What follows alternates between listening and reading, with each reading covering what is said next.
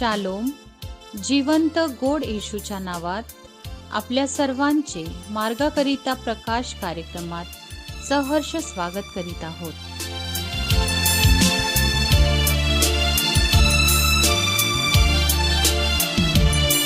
मी तुझ्यावरी प्रेम करीन, तुझ्यावरी प्रेम करणार.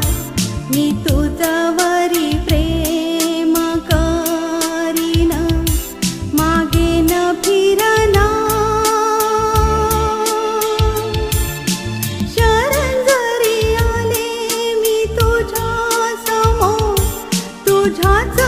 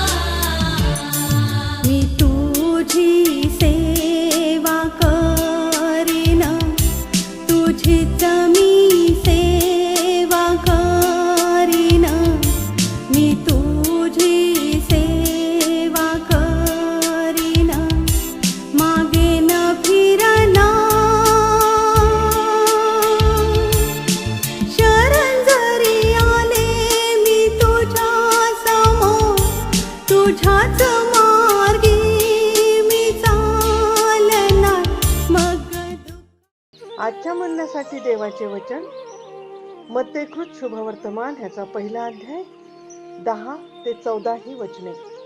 मत्ते अध्याय 1 10 ते 14 वचने. हिजकियाला मनश्शे, मनश्शेला आमोन, आमोनाला योशिया आणि बाबेलास देशांतर झाले. त्यावेळी योशियाला यखन्या व त्याचे भाऊ झाले.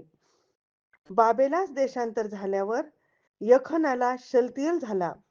शलतियेलाला जरुब्बाबेल, जरुब्बाबेलाला अबिहूद, अबिहुदाला एल्याकीम, एल्याकीमाला अज्जूर, अज्जूराला सादोक, सादोकाला याखीम, याखीमाला एलिहूद.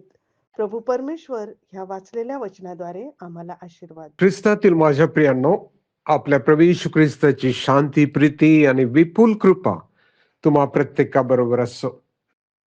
आज आपण मत्ते 1 10 ते 14 या वचनांवर मनन करणार आहोत.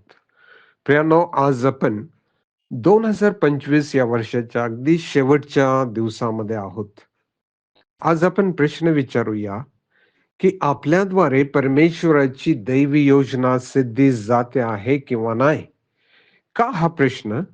कारण परमेश्वराने आमची निवड त्या हेतूनेच केलेली आहे. मत्त्याने पहिल्या अध्यायामध्ये येशू ख्रिस्ताची वंशावळी दिलेली आहे. त्या वेळेस आम्हाला दिसत आहे की वेगवेगळ्या स्वभावाचे, वेगवेगळ्या गुणधर्माचे राजे, स्त्रिया आणि लोक त्यावेळेला होते. तरीही देवाने त्यांच्याद्वारे त्याची इच्छा पूर्ण करून घेतलेली आहे. वचन 10 मध्ये देवाची योजना चांगल्या आणि वाईट लोकांद्वारेही पूर्ण झालेली आहे हे आम्ही पाहतो. त्यात हिजकिया जो चांगला राजा होता, मनश्शे सर्वात वाईट राजांपैकी एक होता, आमोन हा दुष्ट राजा होता आणि योशिया हा सर्वात चांगला आणि समाजाची सुधारणा करणारा एक राजा होता. तर यावरून सिद्ध होतं की आपण अपयशी अथवा अपूर्ण लोकांमध्ये जरी असलो तरी देवाची योजना पूर्ण होण्याची थांबत नाही. वचन 11 मध्ये आपण पाहतो की यखन्या आणि त्याचे जे सर्व बंधू वर्ग होते त्या काळामध्ये यहुदी लोकांना बाबेलमध्ये गुलामगिरीत जावे लागले. परंतु देवाची योजना पूर्ण होण्याची थांबलेली नाही.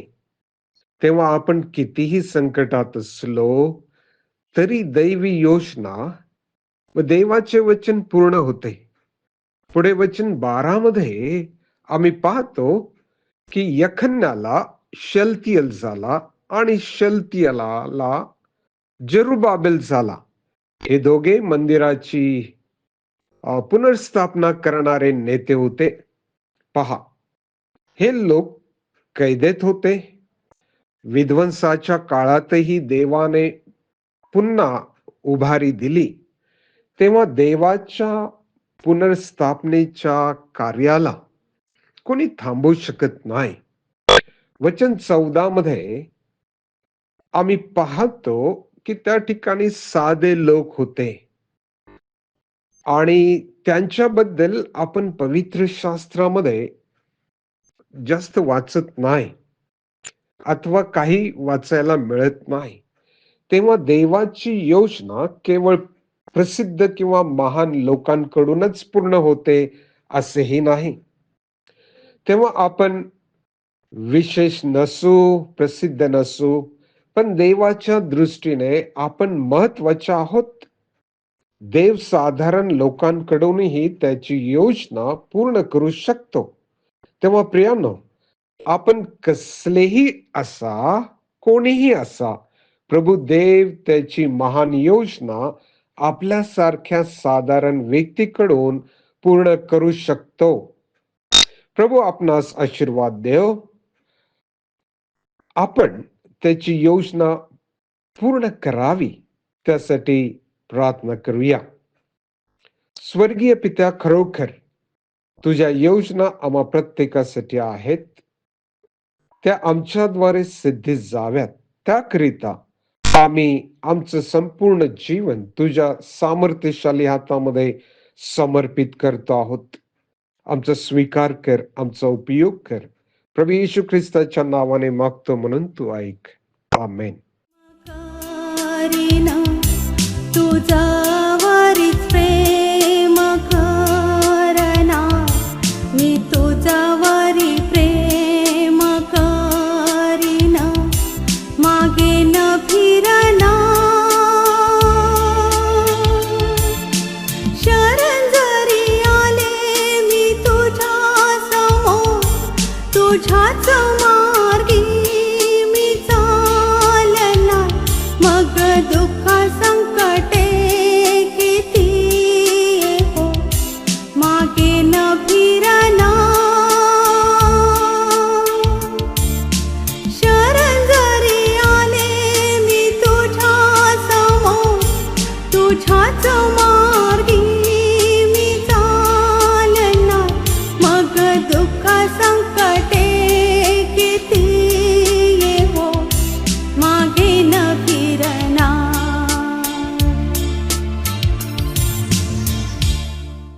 त्याप्रमाणे तुमचा प्रकाश लोकांसमोर असा पडू द्या की त्यांनी तुमची सत्कर्मे पाहून तुमच्या स्वर्गातील पित्याचे गौरव करावे. आपल्या प्रार्थना विनंत्या कोणत्याही वेळेस विश्ववाणी प्रार्थना केंद्राला टोल फ्री नंबरद्वारे कळवू शकता. आमचा टोल फ्री नंबर 1-800-2700-333. आम्ही आपणासाठी या नंबरवर प्रार्थना करण्यास उपलब्ध आहोत. धन्यवाद.